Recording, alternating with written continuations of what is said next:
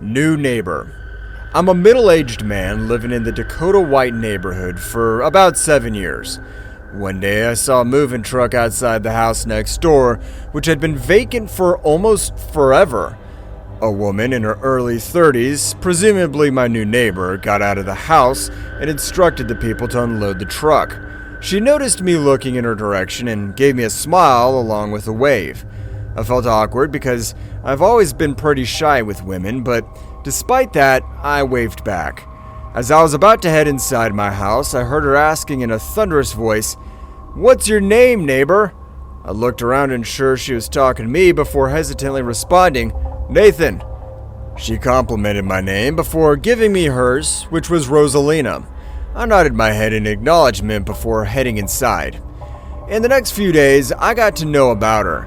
She was the one who told me everything. Before moving here, she lived in a small suburban town with a strange name that I couldn't recall at the moment. She said she wanted growth, which wasn't possible living there, and that was the reason she moved. An old man was living across the street who was infamous for being a pervert. I don't know the entire detail about how he was with women, but as far as I'd seen, he was nice with other men. Despite that, I never liked him. One day, when I was returning from work, I saw him talking to Rosalina outside her yard.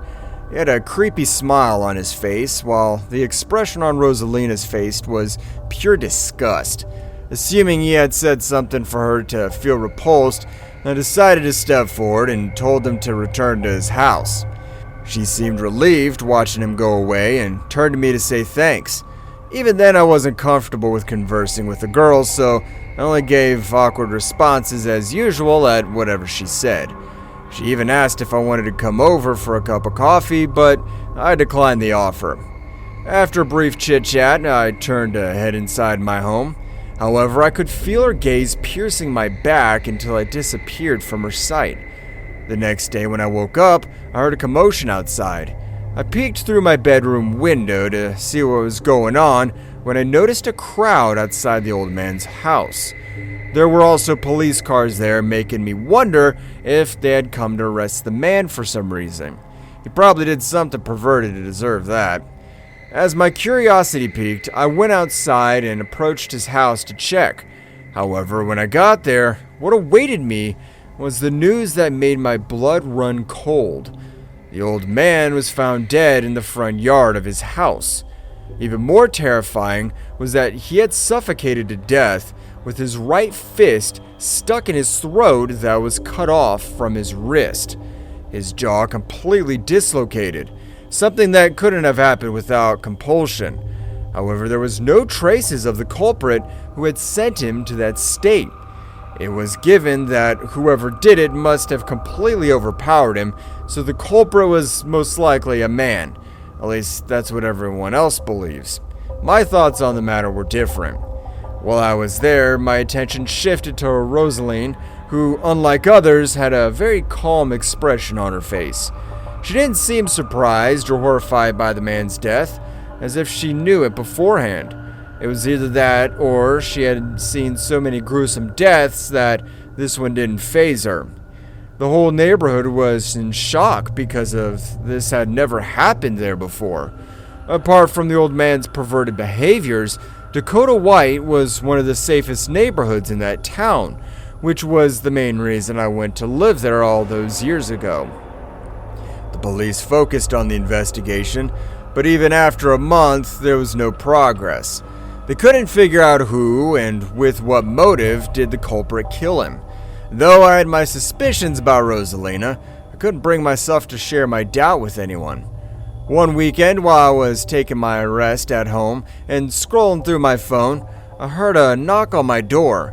Since I didn't have any friends or relatives who would visit me, I thought probably it was one of the neighbors, or perhaps it was the police again, who was constantly questioning the entire neighborhood for the past few days.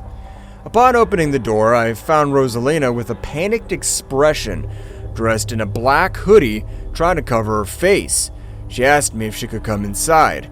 At first, I hesitated, for she seemed suspicious and I didn't want to get involved. However, before I could say anything, she pushed her way inside and locked the door. giving me the signal to stay quiet. She whispered that I don't open the door for anyone. That was when I heard police sirens and immediately realized that my suspicions were correct. The look in her eyes was not something to ignore, and after what happened to that old man, I couldn't help but feel frightened down to the soles of my shoes. She made it known that she had no intention to harm me since she liked me, but it gave me no assurance that she would stick to her words. I don't know how, but I gathered the courage to ask her, "Why did you kill him?" After a brief pause, her lips moved. "What do you think?" She counter-questioned me, and though I had a guess, I couldn't respond. She heaved a sigh before saying, "He tried doing what no one else should do."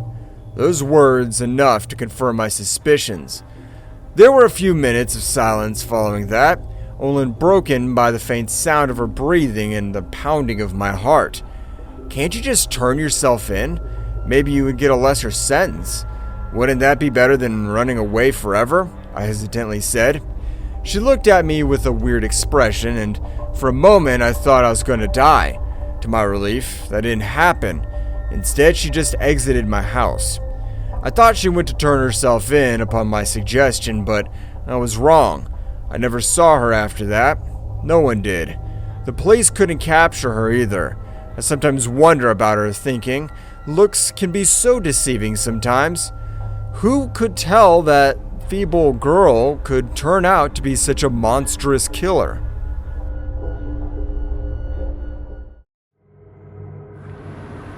About 2 years ago, when I was working at customer service for Airbnb, the most harrowing incident took place that I can never forget in my life. It was Friday, and since I worked the night shift, I left my house in the evening around 7 o'clock to reach my workplace on time. However, I was 10 minutes late, and my team leader scolded me for it. Though his words stung, I tried to shrug them off and headed to my desk to begin my work. The night shift had already taken a toll on my energy levels, and I felt drained despite having rested during the day. After answering a call at around 2 in the morning, I couldn't help but doze off. I was nodding off when someone suddenly slapped me on the back, jolting me awake. It was my manager, Julie, who had caught me sleeping on the job. Her stern gaze bore down on me as she said, "Get a coffee, Marcel," in a tone that suggested she was not pleased. With that, she returned to her office, leaving me embarrassed and ashamed. I strolled over to the coffee machine, the aroma of freshly brewed coffee wafting through the air. I deftly punched in my order and stood there, patiently waiting for my cup of coffee to be ready. As I was making my coffee, I noticed some of my colleagues hovering around the machine, looking like they could use a caffeine boost too. I asked if they would like me to make them some, and they eagerly nodded in agreement. So, I made them each a cup before returning to my desk to get back to work. Just as I settled back in my chair and sipped on my coffee, I got a call from a guest staying at one of the accommodations we managed. Upon answering the call, I could immediately sense the panic and desperation in the woman's voice on the other end of the line. She told me that the place they had rented was on fire, and they didn't know what to do. This was the first time I had ever received such a call, and I was shocked and unsure how to react. I tried my best to stay calm and composed, despite my heart racing with panic. Trying to remain calm, I asked her if she had called the fire department, to which she replied hesitantly that she had not done so. I was surprised she didn't think to call the emergency services before contacting customer service. Still, I kept my cool and slowly convinced her to call the fire department before the call eventually disconnected. About an hour later, I got a call from the host, and the moment I answered it, I heard a man's voice on the other end of the call. "The guest who rented my apartment burned it down! What am I supposed to do now, huh? Is that the kind of people who use an Airbnb?" He fumed, refusing to let me speak as he continued shouting angrily. "Excuse me, sir, but we are not responsible for the kind of guests you receive, and I'm sure a fire is an accident." I cut him off in the middle and said in the politest tone possible, despite him making it hard to keep my composure. "Oh, so you're taking their side now," he growled. "No, sir, I'm not taking sides, I'm just stating the fact. If you call the insurance company, I'm sure they'll compensate you for the damage." As I told him, I could hear the displeasure through his breath. "Just wait. I'll make sure to burn the place you're at right now." He abruptly disconnected the call after saying that. I stared at the screen briefly before moving on to another call. I was sure he was just angry because his place burned down, which must be why he threw meaningless threats at me. But we did confirm about the fire, and it was true that the place burned down. Because guests staying at the place took too long to call the fire department, the apartment got damaged pretty badly. As the clock struck 6 in the morning, my long shift finally came to an end. After working tirelessly for hours on end, I was utterly exhausted and sleep-deprived. The thought of driving home seemed daunting, as I was afraid I might doze off behind the wheel. To combat my drowsiness, I decided to stop at a nearby cafe and order a strong cup of coffee. The aroma of fresh brew filled the air as I took my first sip, feeling the caffeine coursing through my veins. With renewed energy, I made my way back home, eagerly anticipating the weekend ahead. I had no work to worry about, and I planned to catch up on much-needed sleep for the next 2 days. It was a lazy weekend afternoon, and I was cozily sipping on a soft drink while watching a thrilling series. Suddenly, my phone rang, shattering the tranquility of the moment. I hesitantly answered the call, and a voice from the other end identified themselves as the HR representative from my workplace. After confirming my identity, the person on the other end dropped a bombshell. "The office from where you were operating has burned down, so we wanted to confirm if you're comfortable with moving to another branch." I was stunned and couldn't believe what I had just heard. As much as I tried to make sense of the situation, my mind started racing with the man's words who had threatened to burn my workplace. Could it really be true? Was he capable of such a heinous act? I couldn't shake off the thoughts racing through my mind, and tension built up inside me. All I could do was wait for more information and hope the situation was not as dire as it seemed.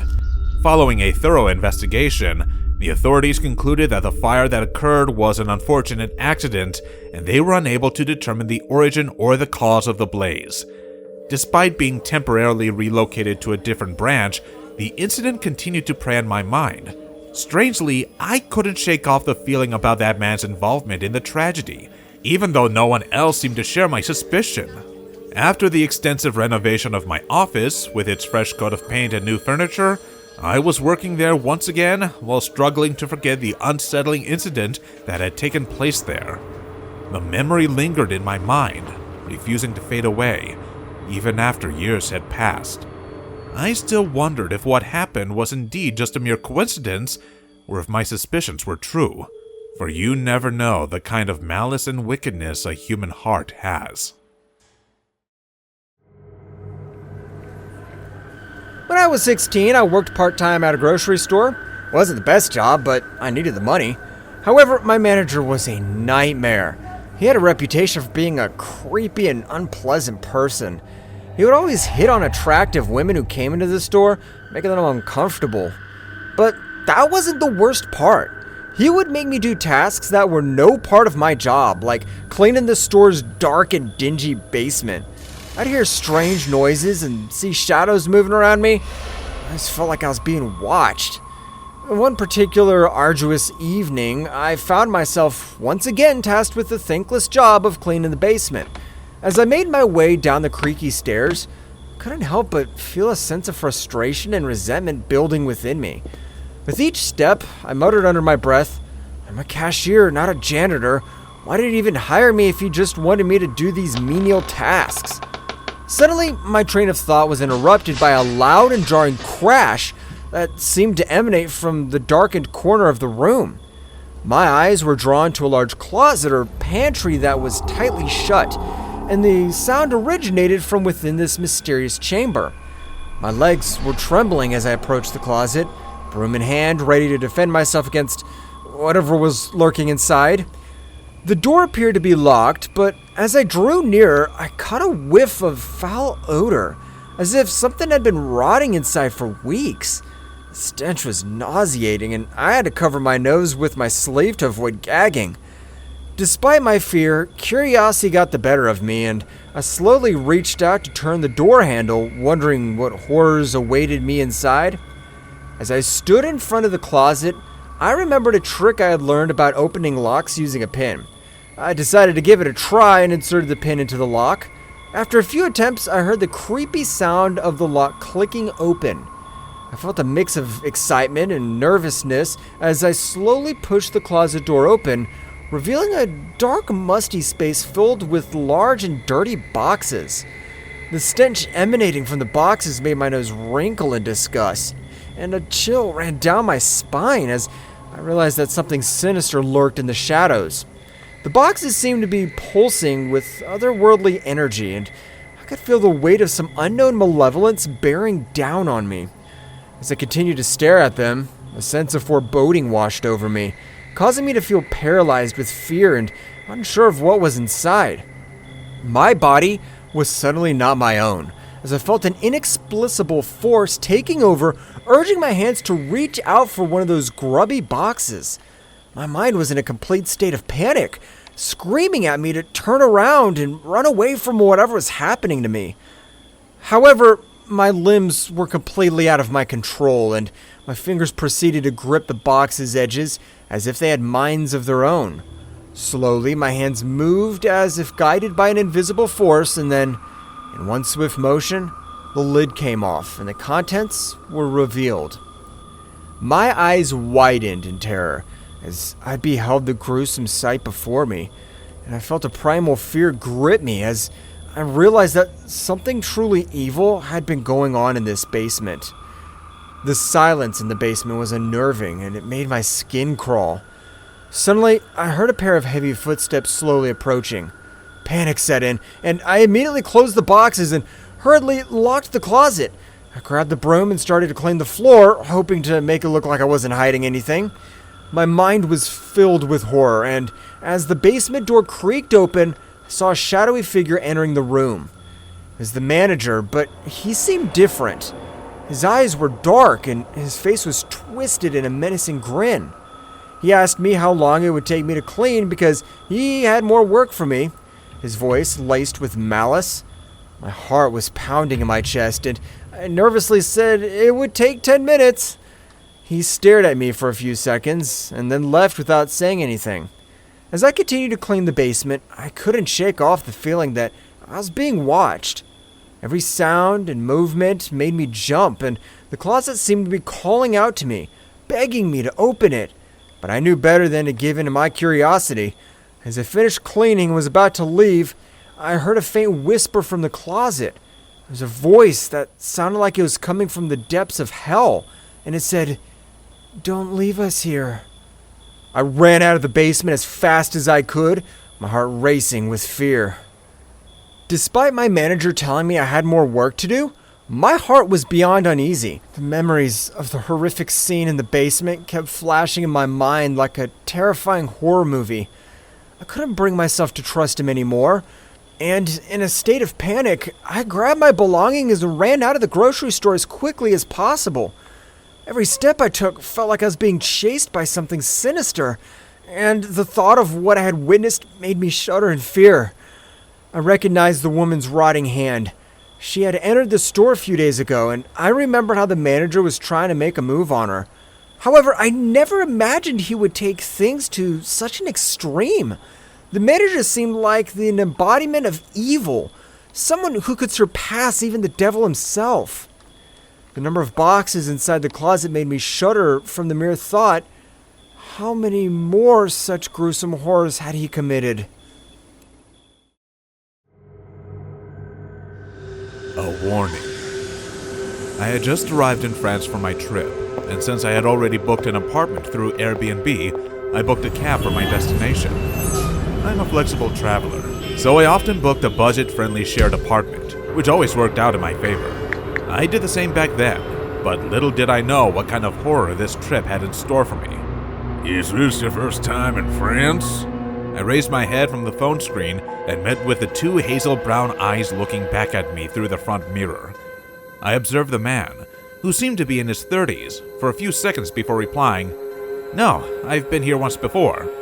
I returned my focus to the screen after saying that. Be careful in this neighborhood, though. Plenty of sketchy things are happening here lately. he said as he turned around to the place where the apartment was. I nodded, not wanting to pay him much attention, thinking he was babbling around and waiting for him to stop the car. He probably understood that I was ignorant of his warning, so he said nothing after that and quietly dropped me off at the apartment building. He looked weirdly at me before taking his money and driving off, but I just shrugged. When I got inside the apartment, I found a middle-aged couple waiting for me there. They were the people I was sharing that apartment with. They greeted me warmly and told me they were here for their anniversary vacation before heading to their rooms, and I went to mine with my luggage. I planned on catching up on some sleep before heading out for a tour the following day, so I locked my room from the inside and headed straight to the shower. I didn't realize the apartment's wall was so thin until I heard faint moans from the room beside me. But it was okay, since I would only use this place to sleep. Besides, this place was cheaper than others, so who was I to complain about the soundproofing? It took me about 10 minutes to finish the shower and exit the bathroom. I grabbed my bathrobe from my suitcase and wrapped it around my body before bed. Some muffled whispering awakened me, and I checked my cell phone for the time. It was around 2 o'clock. Frustrated and thirsty, I got up to drink some water, only to realize I hadn't brought any water bottles into my room before sleeping.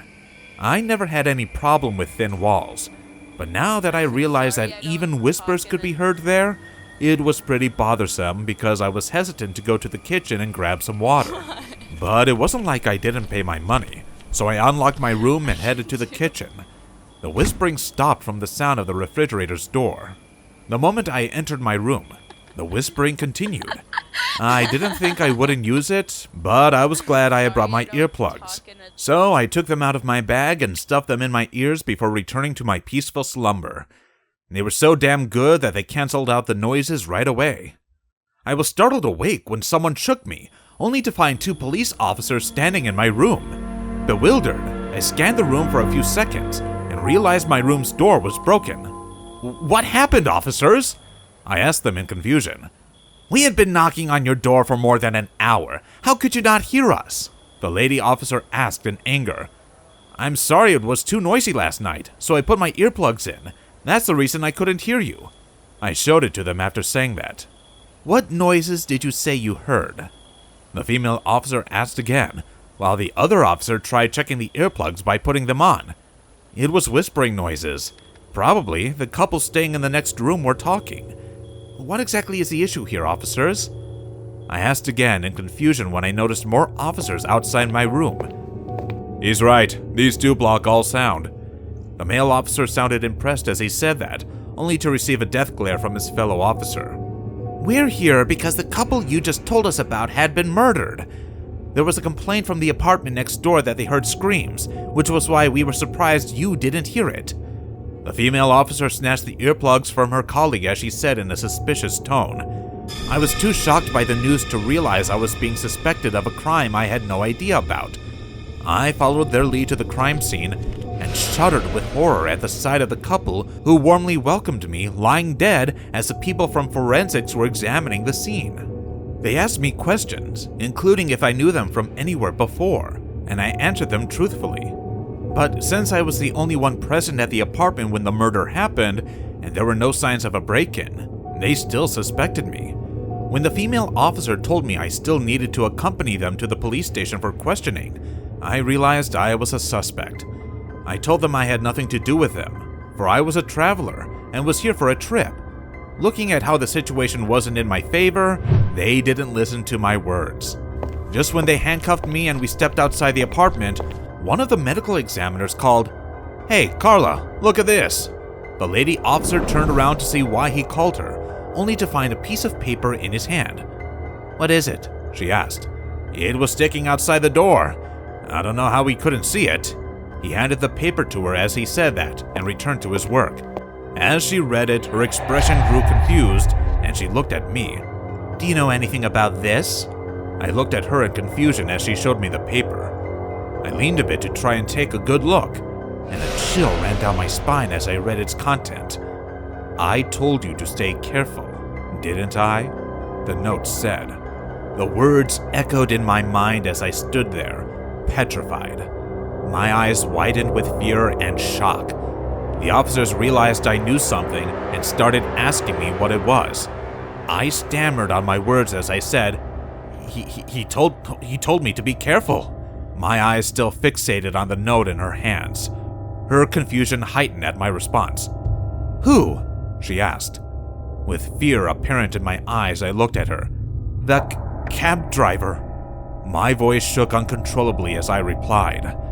The officers seemed convinced I might have nothing to do with the murder, but a mysterious piece of paper was not enough proof that I was innocent, so they still took me to the police station and interrogated me for 2 hours. When they realized there was nothing they could use against me, besides the fact that I was in the apartment at the time of the murder, they let me go. They were probably going to find the driver and question him after what I told them, but it did not put me at ease, for I could not understand why he would do something like that, only because I ignored his warning.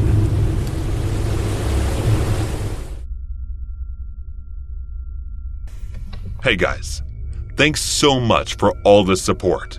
If you haven't subscribed to the channel yet, please feel free to do so.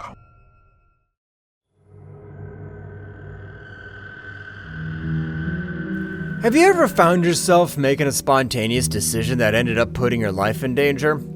I know the feeling all too well. Looking back, I realize how foolish I was to ignore the warning signs and trust my impulsive instincts. Now, I'm left with nothing but regret for the life I had, the person I used to be. This is the story of how I went from having it all to losing everything in the blink of an eye. It was a bright morning in early May, and I was sitting at my desk, going through my emails and sipping on my coffee. I had the perfect job, a great salary, and a comfortable life without any trouble. But something inside me urged me to take a risk and ruin it all. At first, I didn't think much of it. It was just a fleeting thought. But the more I dwelled on it, the more it consumed me. Soon enough, I found myself throwing caution to the wind and making a reckless choice that would turn my life upside down. The sudden impulse to resign from my job took me by surprise. Without giving much thought, I found myself typing in my resignation letter, my fingers moving hastily over the keyboard. As I completed the letter, I got up from my desk and headed straight to my manager's office to seek his signature before submitting it to the HR department. Upon seeing me, my manager's face contorted with worry, and he asked what was wrong and why I wanted to leave. I was taken aback, not knowing how to articulate my thoughts. I couldn't say that I wanted to experience the uncertainty of being unemployed, so I told him that I needed a break from work life for a while. My manager, sensing something amiss, suggested that I could take a leave if I wanted, but I declined, knowing that I needed to follow through with my decision. As soon as my 15-day notice period ended, I found myself jobless yet financially stable. Without a second thought, I was seized by a sudden urge to engage in reckless behavior that I had never dared to indulge in before. Smoking, drinking, drugs, and other impulsive acts. In the initial 15 days, I was able to recall the events of each day, but as time passed, my impulsive behavior grew on me, and my memory of everyday life became blurred. I vaguely remember my morning routine where I would light a cigarette before even thinking about having breakfast. Time flew without wings, and the reality of the situation finally hit me when I decided to check my bank account for the first time in 4 months. To my dismay, I had burned through 80% of my savings. Panic set in as I realized I needed to find a way to make ends meet, but the thought of returning to a corporate job was unbearable. I needed a change of pace, something that would allow me the flexibility to indulge in my newfound unhealthy habits, but also afford me enough to pay the bills. After days of searching, I stumbled upon a part-time job at a local grocery store. It was an evening shift job, but the pay was good enough to sustain me. Although it was nowhere near the salary package I had been accustomed to at my previous job, it was enough to keep me afloat. My thoughts that nothing could go wrong were proven wrong once again when I was working around 10:30 p.m. and I had the urge to inhale the substance I used to carry in my pocket recently. The store was empty and without a single soul in sight, so I thought maybe it would be fine to sneak to the back alley for a minute and do it. As I entered the dark alley beside the store and had just begun to do what I came here for, one of the regular customers who was quite friendly with the manager saw me. I halted what I was doing as her green eyes scanned what I had in my hand before she looked up. I panicked as our eyes met, and as she was about to turn, I knew she had full intention of telling this to my manager to get me fired. This job was quite comfortable since there was barely anything to do, and I didn't want to lose it at any cost, so I immediately rushed to her, put my hand over her mouth, and pulled her into the alley. "Please don't say anything," I begged as she tried to get out of my grip but was too weak to do so. She continued to struggle and kick me to get away. Her muffled voice could be heard if anyone was to pass by, so I tightened my hold over her mouth. Believe me, I only wanted to make her pass out, but I don't know if I held her too tightly or closed her nose or mouth for too long. But before I knew it, she fell lifeless in my arms. And the timing couldn't be more wrong when I heard a gasp from behind me and turned to see the store manager. He immediately ran inside and called 911 on me. Without much choice, I left the woman in that alley and ran. Every rash decision, every wrong choice that I had made for the past few months slowly rushed into my mind, haunting me like a horror story. I ran and ran, and I don't know where I ended up, but it seemed like a secluded area. I slowed down as I walked on the road with a hazy mind, unable to think what to do next, when I suddenly felt something hit me. I don't remember much after that, but someone kept asking me to hold on as I felt darkness in front of my eyes. Even in those moments, as my consciousness drifted off, all I could think about was that whoever that person was, they were going to have me arrested. From 1998 to 2001, I lived in a small craftsman-style home in Laurel Mountains, not too far from Frank Lloyd Wright's Falling Water. The home had a twin next door that was built at the same time, but by the time we bought our place, the one next door had been remodeled and expanded so extensively that it was unrecognizable. The story goes that the property belonged to two brothers, and the brother whose house ended up getting a makeover had two sons. But here's the fishy part, which I personally don't buy. Our neighbor in the other house told us that the two boys were werewolves. I didn't know this part of the story until my husband told me later on, after we both had experienced some strange things, which I will elaborate in a moment. When he told my husband about this, he invited him in for a tour of his home. And during the tour, he pulled back the carpet to show my husband a stone pentagram, which was built into the slate of the foyer and the floor. Another fact that was not related to me until later. A month or so passed and we got a really sweet rescue dog, a Sheltie, and she was perfectly friendly, normal, and protective over my 7-year-old daughter. But over the following months, she started doing some strange things. I get up in the middle of the night to find her growling down the stairs at something. And during the day, as I was watching TV or something in my studio, I'm an artist, she would stand between me and the door to the dining room and growl for an inordinate amount of time. Over the months, she began to get a little unpredictable too. She would wet on the carpet, which she had never done up to that point, and eventually she would bite me. By that point, I was pregnant and scared to have a biting dog around a baby, so I took her to the ASPCA. During my pregnancy, I started sleeping in another room away from my husband as he snored like a freight train, and it was hard enough to get rest being big and pregnant. When one night, I woke to something crawling up from the foot end of the bed and over my feet and legs. I couldn't see anything now and was so terrified that I couldn't even scream. I was able to put a hand up and grab the headboard. This was an old, rickety double bed that my mother-in-law had given us for our spare room and slammed it against the wall repeatedly. With that noise, I was finally able to scream, and whatever was on my legs disappeared. I ran to the hall to find my husband running to meet me and asking me what had happened, and I didn't know what to say. That winter, a few months after the baby was born, I was sleeping in the room with the baby who was in his crib, and my mother was visiting. We'd all be enjoying an evening in front of the fireplace, and the whole house was warm and toasty. When we went to the bed late at night, probably around midnight, I woke at 2 a.m. to the baby screaming.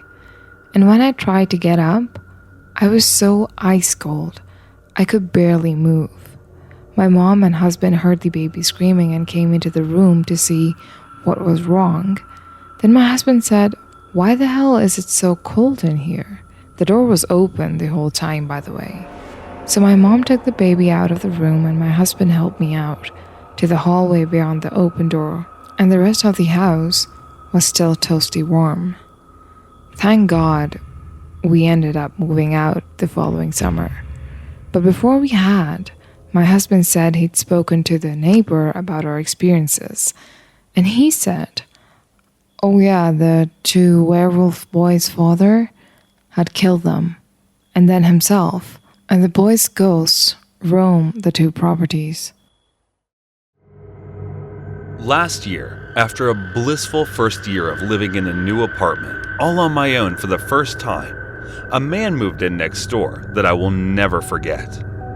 The layout of the apartment is crucial to understand this incident, so I made a little diagram floor plan taken from the closest thing I could find online and edited. The most important part is that my balcony and his balcony are only partially separated by a wall, and there is a solid 2-foot gap in which you can easily walk from one to the other. For context, I previously had a very lonely woman living next door for the entire first year I lived there, who never crossed this balcony threshold without being explicitly invited. I only throw this in there so you can understand I wasn't previously concerned about someone infiltrating my space. The first time I met this new neighbor, and he was unloading groceries from his massive truck into the assigned parking spot next to mine. As I was driving up, he and a girl I assumed to be his girlfriend were unloading boxes from Costco. I noticed them speaking, and as soon as I was out of the car, they went silent. I nodded to them, proceeded to the elevator, and the guy ran up behind me, threw some boxes down, and begged me to wait. No problem, I'm a good neighbor. While in the elevator, the girlfriend refuses to make eye contact or speak to me. A little weird, but I just thought she was shy. But he quickly introduced himself and was extremely chatty. In the 45 seconds it takes to get the floor where our apartments are, he asked how I liked the place, where I was from, and where I worked. Looking back, his enthusiasm was a little strange, but I chalked it up to him being excited to be in a new place. For the sake of the rest of this story, we'll call him Sam. Sam was maybe 33, 6 foot tall, with a slim, muscular build, and had hair bust extremely short, as if the mask is balding. Pretty average looking by all accounts. The first few weeks we run into each other often, and always make small talk, and always refers to me as Miss. I assume it's because he forgot my name, but wanted to be polite. I almost never see his girlfriend after the first night, but occasionally I can hear him talking to a lady in his apartment, as the walls are reasonably thin. One night, about 3 months after Sam moved in, my boyfriend is spending the nights, and we were watching movies on the couch. It's maybe 11:30 p.m. The back of the couch is against the wall I share with Sam, and we hear some banging noise. My first thought is that him and his girlfriend must be getting it on. Boyfriend and I laugh and turn the volume up a bit to drown them out. Then, in addition to the banging, the neighbors begin to scream. We can hear objects being thrown, glass shattering. The words are muffled, but there's distinctively anger and crying going on. My boyfriend, Jim that he is, steps onto the semi-shared balcony, and in his loudest voice, heels over without crossing on the Sands balcony. "Everything okay in there?" The girl opens the sliding door on Sam, sight a minute or two later, and says sorry about that. So we leave it alone. I'm concerned, but we have no idea what actually happened and decide to go to bed. Big mistake, I know. I wake up around 3 a.m. to more screaming, but my boyfriend refuses to wake up, and I'm not about to take my 5-foot self to break up whatever is going on at 3 a.m. I considered calling the police, but was so drowsy, I convinced myself I dreamed it. I deeply regret that decision. The next morning, I woke up to some terrible personal news, an entirely unrelated death of a friend, and pretty much put the events of that night on the back burner. I didn't forget, but it also wasn't on my mind. Fast forward about 2 weeks. It's a warm day, and I'm outside reading a book in a robe, bra, and shorts. I'm going to chair that faces away from Sam's apartment, so I can't see his side from where I am. I'm deep in my book, when suddenly I get a tap on the shoulder. Sam is standing behind me and asked if we can talk for a second.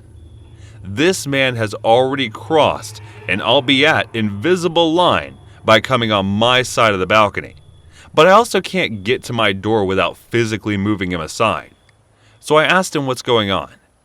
He told me it was his birthday and asked if I knew where to get some Mary Jane because I seem like a girl who knows how to have a good time as we live in a state where that stuff is legal.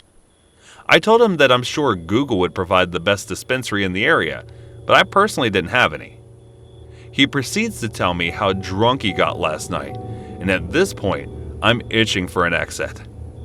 As I start to move as if to signal I'm done talking, he reaches out from my shoulder and tells me he hit and scratched my car last night because he was driving very, very wasted. Remember his massive truck? He says all of this with a smile on his face, almost laughing. I'm surprised, but mostly when I get away from him because my creep senses are starting to tingle, and I don't want to blow up at him for hitting my car. He says he'll send me his insurance info if I give him my number, and thankfully, I knew that would be a bad call. I made a bad, nervous joke about knowing where he lived and said if the damage was bad enough, I would knock on his door to get his insurance. He counters by saying he will leave a note with his info on my door. He retreats from the balcony while also saying he'd prefer to just pay me cash and not involve insurance. I give it an hour or so, and then I head down to assess the damage. I did this because I didn't want to walk down at the same time as him and risk having him follow me. Sure enough, there are 2 long new scratches on the driver's door and knock deep, just kind of superficial or worthy of a call to insurance immediately. I really just didn't want to get involved with him in any way, so I decided I could deal with the scratches. But this little event has kind of shaken me. At this point, I knew something was off with him. Nothing unusual happens as far as I'm aware this night. The next day is Saturday, and as I had to work the next day, I'm home alone, watching some action, a movie, and it's around 11 p.m. I'm on the sofa with my cat curled up on me, and the movie is relatively loud, so it takes me a little while to register this banging noise coming from the hallway of my apartment building. I honestly only noticed because my cat had woken up and got all puffed up and freaked out. I turned down the volume of the film, and suddenly, the banging is getting louder and louder. And just as I stand up, I hear the 5 words no one wants to hear coming from their door. Open up. It's the police. My stomach dropped to the floor. I had lied to Sam the day before. I totally did have some ganja on me, and I had smoked a joint outside on the balcony, the part furthest away from Sam's maybe 20 minutes before. I'm totally panicked, high as a kite, and trying to control my breathing so I don't immediately come off as suspicious before I answer the door. I remember checking the people to see a close-up of a cop's face, and then open the door, coming face to face with 6 officers, all with guns drawn. I'm about 0.5 seconds away from completely peeing my pants in fear, still convinced I'm somehow in trouble for smoking a joint. The officer who seems to be in charge can sense instantly the level of panic, and he says, "Ma'am, you're not in trouble. We need to speak with you about your neighbor. Can we come in?" At this point, I'm reeling, and my whole being is tense. I let the cops in, but my heart hasn't moved from my throat. The policeman in charge asked me about any interactions with Sam. I told them I barely know him, that he just lives next door, moved in a few months ago. I asked why they needed to be in my apartment. I'm scared, but also I don't typically get along with cops, and I have the right to know why 6 of them practically waved their guns in my face. The lead officer proceeds to tell me that Sam was a bad guy. He apparently beat his girlfriend so bad the night prior that she's now in the ICU for her injuries. They also told me Sam had a gun and had barricaded himself in the apartment next to mine. They said they had spoken to my building manager and knew my place had access to his balcony, and they needed to use it. Then they asked me to go into the bedroom and lock the doors and turn the lights off. The next 30 to 45 minutes were complete torture. In my panic, I left my cell phone on the kitchen counter and had to sit in my room, just listening to the commotion. No shots were ever fired, but there was a lot of yelling and what sounded like things being thrown. Eventually, after what felt like a lifetime, the main officer knocked on my door and told me that Sam had been arrested and thanked me for letting them use my apartment. They asked me questions for maybe 15 more minutes and left. I wish this is where the story ended. There's a bit more. In the days following Sam's arrest, I became even more panicked about him coming back to the apartment building, worried about retaliation. I hadn't said anything to the police to technically incriminate him. I had proof of nothing except his word that he was the one who scratched my car, but I did tell them about the night my boyfriend and I heard them fight. About 5 days later, Sam reappeared at the building as I was coming home from work one evening. He tried to approach me, but the elevator shut just as he was running to catch it. My whole body got tense, like the feeling when you come this close to getting in a car accident but narrowly avoid it. I stayed off my balcony entirely from this point and always kept the curtains closed. We didn't speak or rarely see each other at all for another few weeks, and then had our final interaction. Sam stopped me in the parking lot one night, running after me as I was about to get on the elevator. He begged me to tell him why I let the cops in that night. I told him the honest truth, but I was stoned, didn't know what to do, and had a bad history with cops. This is all true, and again, I was concerned about him trying to retaliate. He then got pretty upset and kept trying to repeat the question, obviously wanting a different answer. When I couldn't give him one, he then offered me $3,000 to testify as a character witness on his behalf. Because I knew him and knew how he really treated women, I was speechless and very freaked out. He told me his hearing was the next Thursday morning, and he asked if I could show up. I was like a deer frozen in headlights for a moment, and then somehow got out of there after mumbling a string of words that were most likely incoherent. The Wednesday night before his trial, I came home from work and my cat was acting kind of weird, like something had just booked her and her tail was all puffed out. I kinda shook it off, but I noticed through the curtains that there was something taped to the outside of my sliding glass door. Apparently, Sam had left a post-it with his phone number and name, and underneath, "I'm counting on you." Needless to say, I never showed up. I took a photo of the post, had grabbed my cat, locked all of my doors, and stayed at my mom's house for about 5 days after that happened. I did phone the police to let them know he had been on my balcony again, but they never followed up with anything. Eventually, my boyfriend came and went back to my place together. Everything was as it should have been.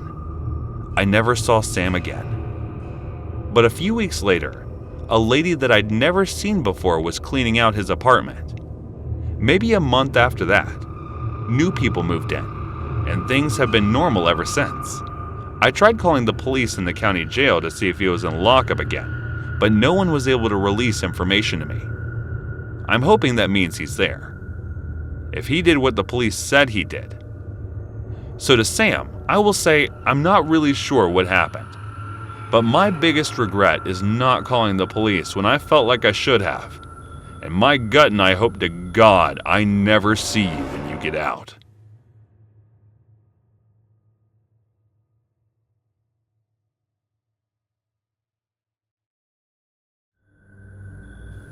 This is an experience my wife and I just had this past year. As soon as the quarantine was lifted in our area, she and I filled our packs and went for a hike at our local state park. It was something we used to do pretty regularly and have since before we got married. Speaking for myself, I was looking forward to it. The plan was to hike out to a certain lake, spend the night, and hike back to the car.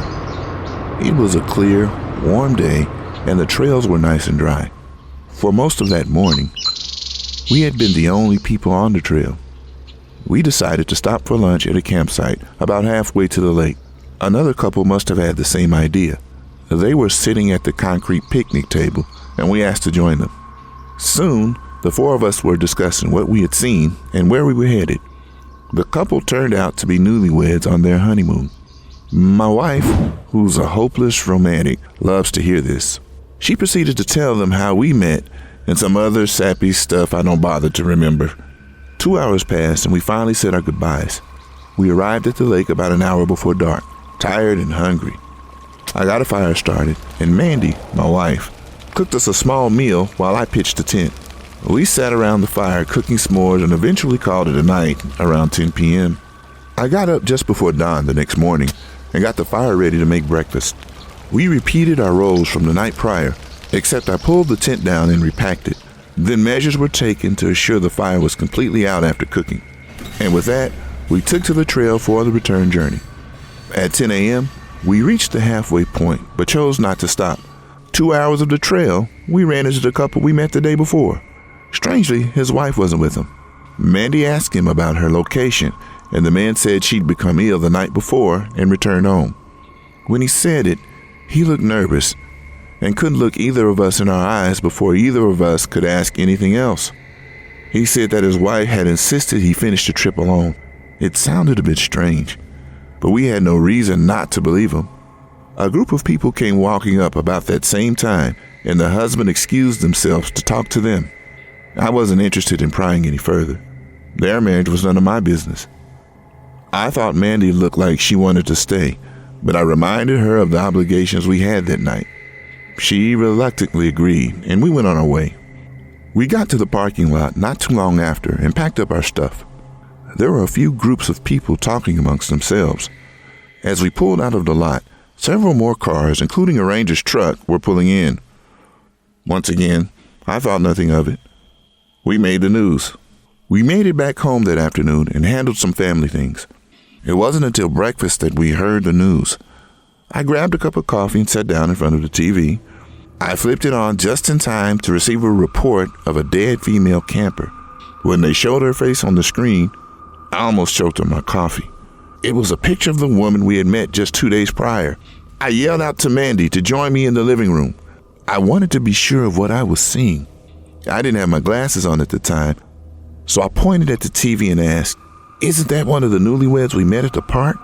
She watched for a moment and let out a shocked gasp. Just then, a wedding photo of a couple appeared on the screen. Mandy grabs the remote from my hand and turns up the volume. According to the husband, the couple had been at a cliffside that was a popular lookout. Mandy and I had been there once or twice ourselves in the past. They watched the sun rise, and as they were preparing to turn and leave, the wife lost her footing and fell several hundred feet to the ground below. It was certainly possible, but something bothered me about it. Why hadn't he mentioned this to us? More so, what was up with the illness story? It couldn't have been more than a few hours after the incident occurred. None of his behavior made any sense. I know if something had happened to me, I'd have been a mess. We passed at least 15 people that morning and not a soul talked to us. It all seemed fishy to me. I was glad to see that Mandy agreed with me. It looked as if her instincts had been right once again.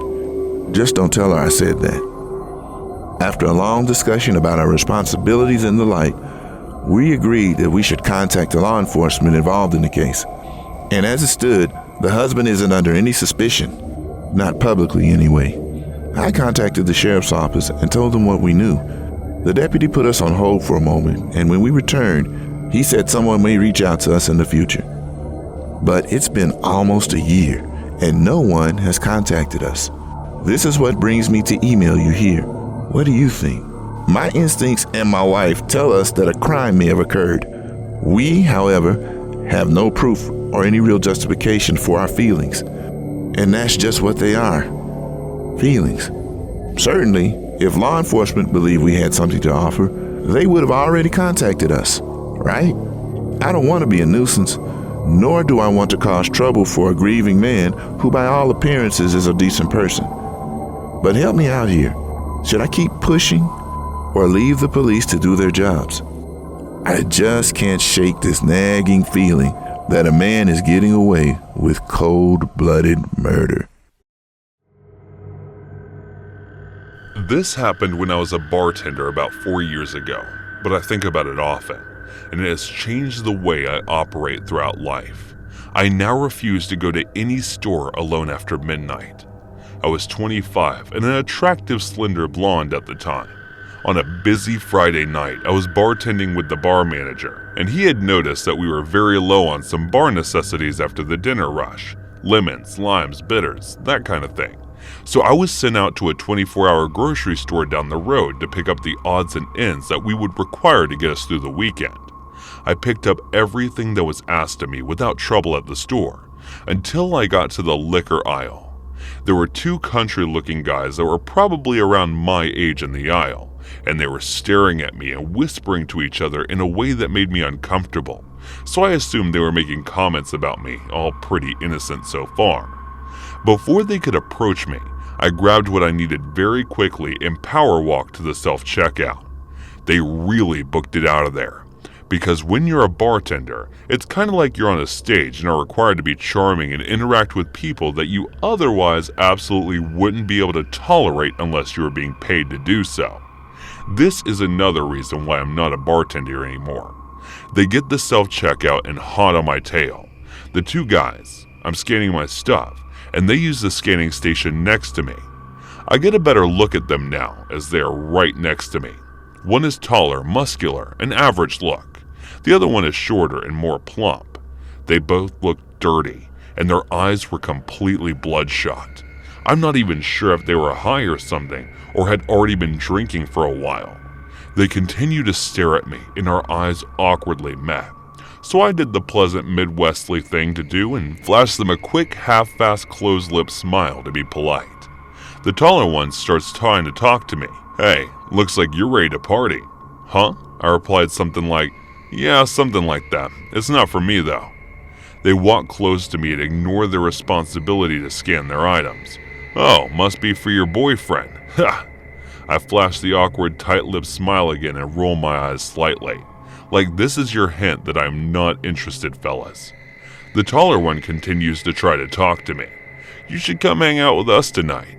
We could show you a real good time if you know what I mean." "No thanks, I'm good. Already have plans."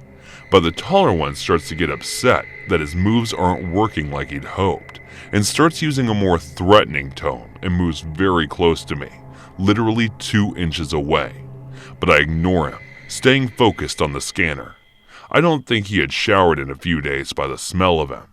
He gets a little louder and says, "I see how it is. You probably only screw doctors and rich men like that. You think you're too good for us. We can show you that you want. We can teach you a lesson." Now I'm not sure what context he meant this in, but it definitely wasn't good. Still looking at him, I turn away. So my body is blocking his view of my purse, which I set on the scanner to grab my 4-inch pocket knife out and slide it up my jacket sleeve in case I need to protect myself, acting like I'm searching for my wallet. I do this, however, in view of the self-scan worker station at the podium, and look at her eyes with wide eyes trying to communicate that I do not feel safe and that I might need help. I turn back to the machine and slide my credit card to pay, while the creepy and hostile guys are practically standing on top of me. The machine malfunctions and starts beeping. The lady worker comes over immediately, and the guys standing next to me change their expression from "I'm planning to torture you for a few days and toss your body to a creek" to just your friendly, good old country boys making polite conversation of their hair. They actually tried to act like I knew them and were friends, so the worker wouldn't be alerted to their ill intentions. They tried joking with the worker, saying I was stealing something and that's why the machine went off. The worker was definitely not buying it. She was a 6-foot-tall woman with some muscle on her. I wouldn't mess with her on my best day. She pressed a few buttons on the screen, shooting. The guy's a very unimpressed look when they were trying to act charming and cancels the order completely. She turns to me and says, "I'm sorry for the inconvenience, ma'am. The machine seems to not be working correctly. Will you gather your things and I'll ring you up in an actual register?" She puts her hand on my back and gives me a wide-eyed look like I gave her a minute earlier, letting me know that she sees I'm in danger. I pick up my things and follow her to the register that's near the security office. The guys linger around the self-scan, still glaring at me, and eventually complete their purchases, but standing at the exit assuming they're waiting for me. I felt like I would be walking to my death. If I made it to the exit in that moment, the workers kept a close eye on the guys and scans my items. As she's scanning, she tells me there really wasn't anything wrong with the machine I was using. It just misread my credit card, and she said I had a bad feeling about those guys from the moment they walked in. And when I saw them getting aggressive toward you, I already ranked security to be ready to walk you to the parking lot and make sure you left safely when you're ready to leave. When I saw you take that knife out and put it in your sleeve, getting ready to protect yourself. Good girl. As much as I'd like to see you show them they picked the wrong girl to mess with, I'm glad I was able to pull you aside and make sure you were safe. I see them waiting by the door for you. I'll just keep pressing buttons on the screen and act like I'm having trouble with your order until they give up and go outside. Our security officer and I are both going to escort you to your vehicle when you leave." I thought to myself, this woman seriously deserves a raise. I thanked her over and over again and told her what they said to me, and I was getting afraid because I don't know what these guys are capable of. As I'm talking to her, my bar manager calls me to see what's taking so long. I explain what's happening, and he was obviously very concerned and ready to come up there himself and kick some ass. A sweet sentiment indeed. By the time I hung up, the guys had given up and walked out to the parking lot. The worker said to give it another few minutes because she had a feeling they may still be in there waiting for me to walk out and see which vehicle was mine so they could follow me. My instant thought was no way they have to be gone by now. But I was wrong. The worker and security guard escorted me out, and it was after midnight, so you can imagine how empty the lot was. Toward the back of the lot, there sat an old big pickup truck running with the lights on pointing towards the store. It was a huge parking lot, and it wouldn't have made sense for them to initially park like that, so I'm assuming they moved the truck to sit that way, so that they had a full view of when I exited the store and got to my vehicle. It was like being stalked by hungry lions. When I unlocked my car and they saw that me, the worker, and the guard were looking directly at them and that I wasn't getting in my car until we watched them leave, they then peeled out of the parking lot. I mean, they seriously did a burnout to establish that they were pissed and trying to intimidate us. Our poor creeps didn't get their way. I thanked the worker and the guard over and over again, as I'm certain that they had just saved my life, or at least saved me from having to live with whatever those guys were planning to do with me. I did write a long letter to the store manager and their corporate location, describing how their employees protected me and how grateful I was. I really hoped that earned her a promotion bonus raise or something. She didn't know me at all and was ready to protect me, which really isn't her job. But she did it anyway. Needless to say, I do not go late night shopping by myself anymore, and never will again. There was a point a couple years back where I decided that discovering Airbnb was the best thing that ever happened to me. And the weirdest thing was that the whole thing had blossomed from one of the worst things that ever happened to me. I've known friends and colleagues that have lost a parent and just sort of took it on the chin.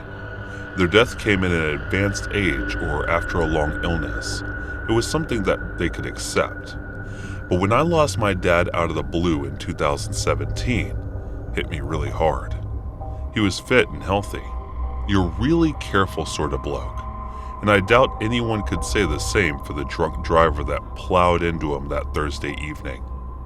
The only thing that was supposed to cushion the blow were the savings and life insurance payouts that the family got. I mean, it was a lot of money. Dad must have been squirreling away for years, enough to pay for my little sister to go traveling for what turned out to be a heck of a long time. But I didn't want the money.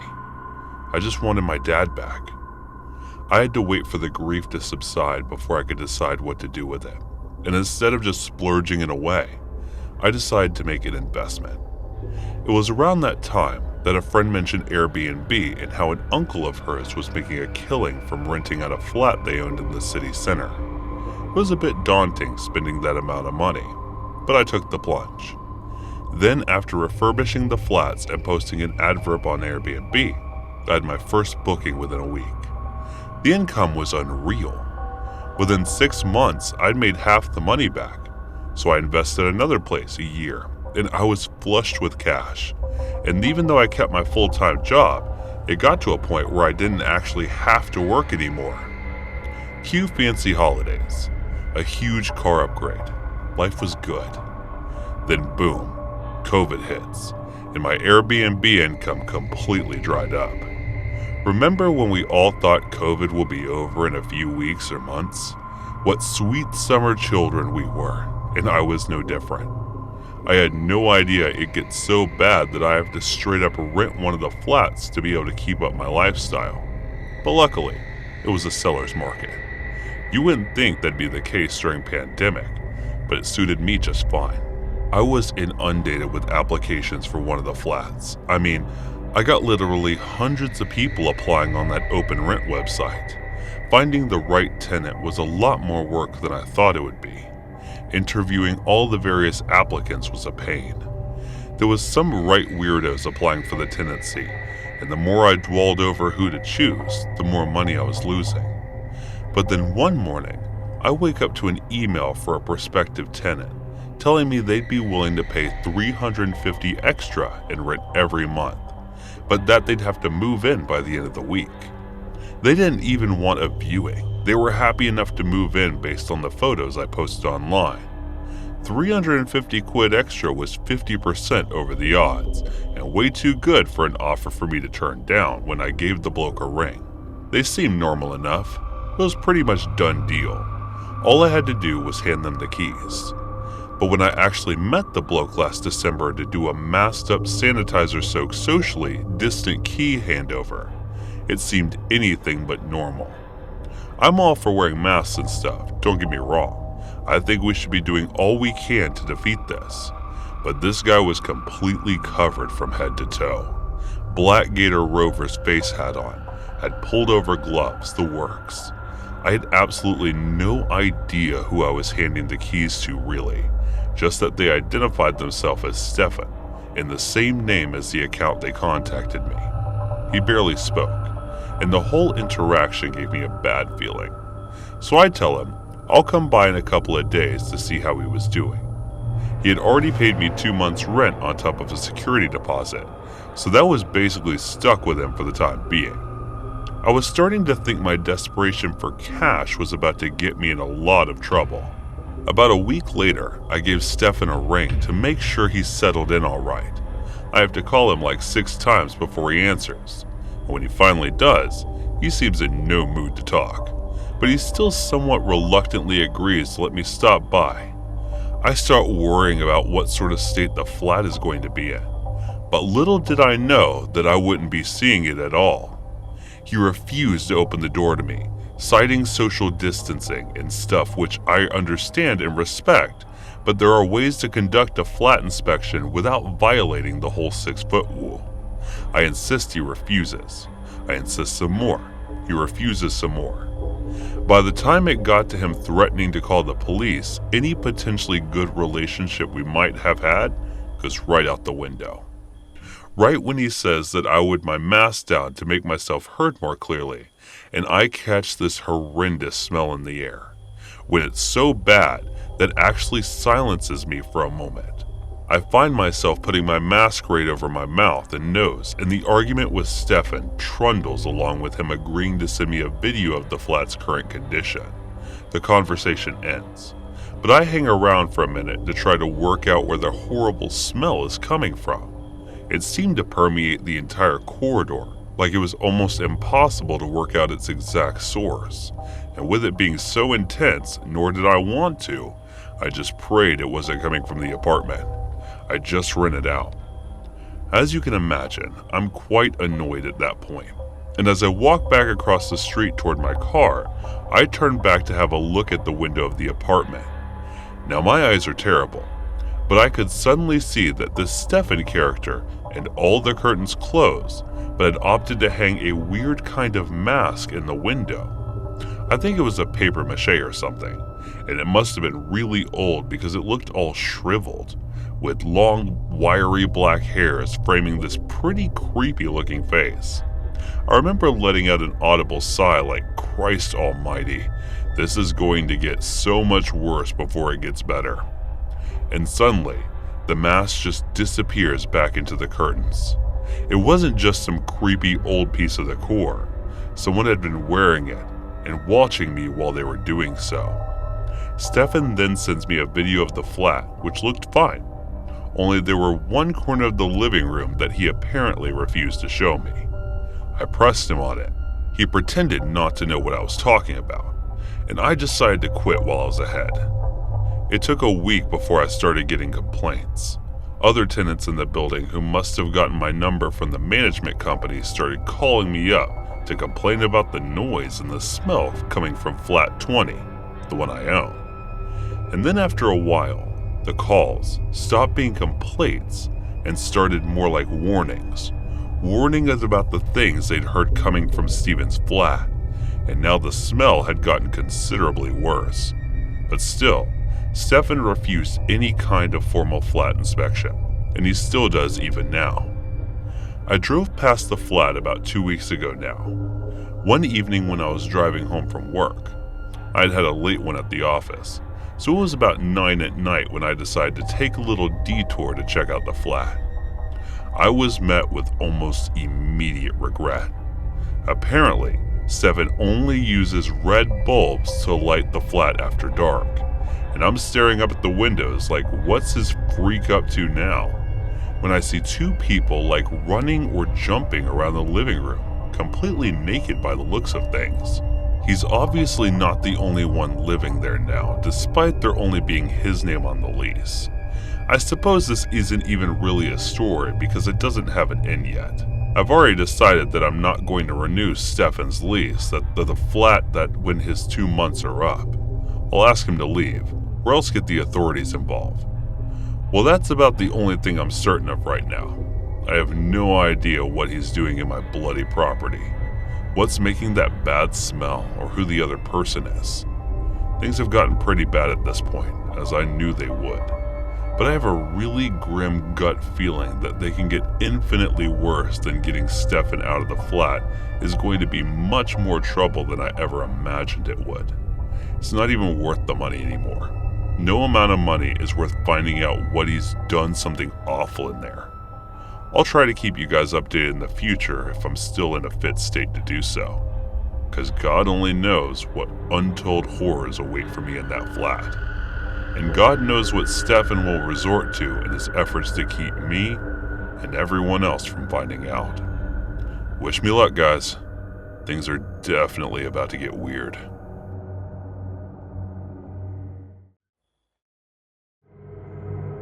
For the longest time, me and my friend lived next door to these absolutely insane people that made our lives a complete living hell for like an entire year. They were pretty well behaved for the first few months after they moved in, but after a while, they started absolutely blasting music in the middle of the night.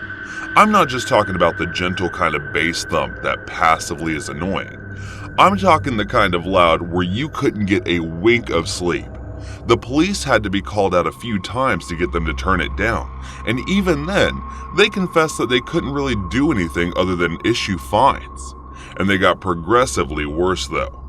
And it turned out half the reason the music was so loud was to match the sound of the mom and dad having these legit fist fights in the middle of the night.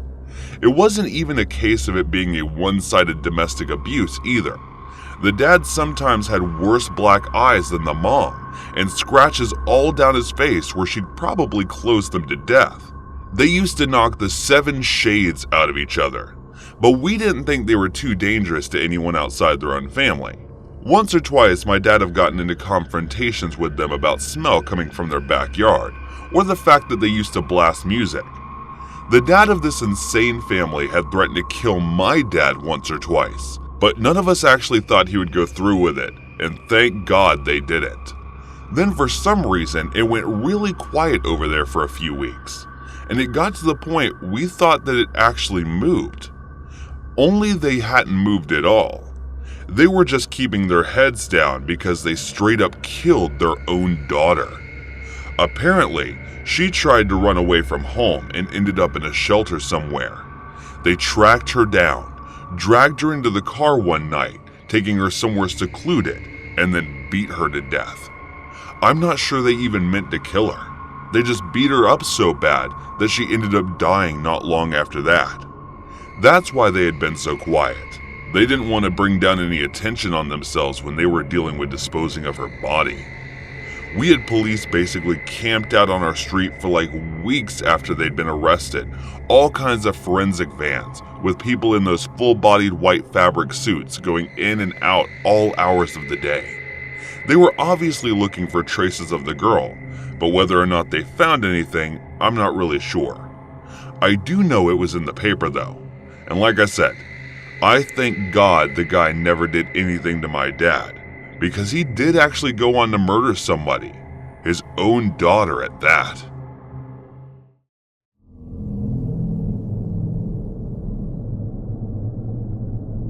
So I was scrolling through the subreddit Creepy Encounters, and it reminded me of a story that happened to my twin sister and I about 2 years ago. We were 22, almost 23 when it happened, and as we'd moved to a different town to pursue our studies, we'd only come home for the holidays. It was a summer's evening, and our father wanted to cook us all something, but was missing a few things, so we all decided to go to a little grocery shop in the city centre. It was too late to go to a supermarket and a bit too far. My father didn't want to go too far for just a few things that were easy to find closer to home, if a bit more expensive. And when we got there, he stayed in the car and sent my sister and I in to get the things we needed. We were discussing which brand we wanted and the price, and an old guy, enough to have grandkids, interrupted us.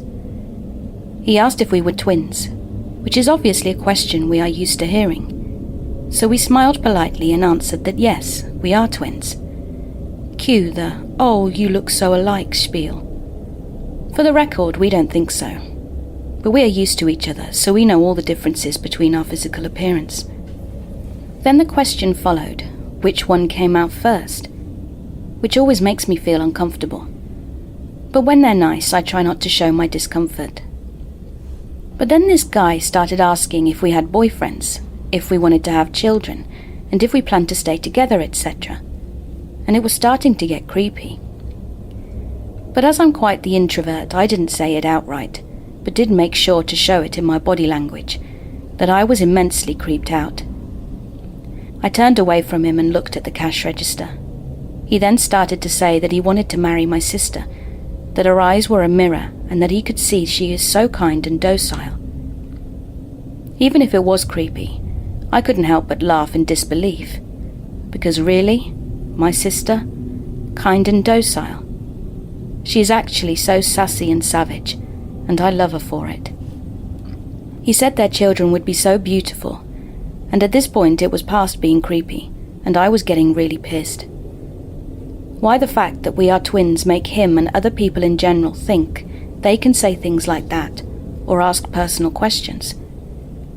I was also getting really annoyed because my sister and I are super protective of each other.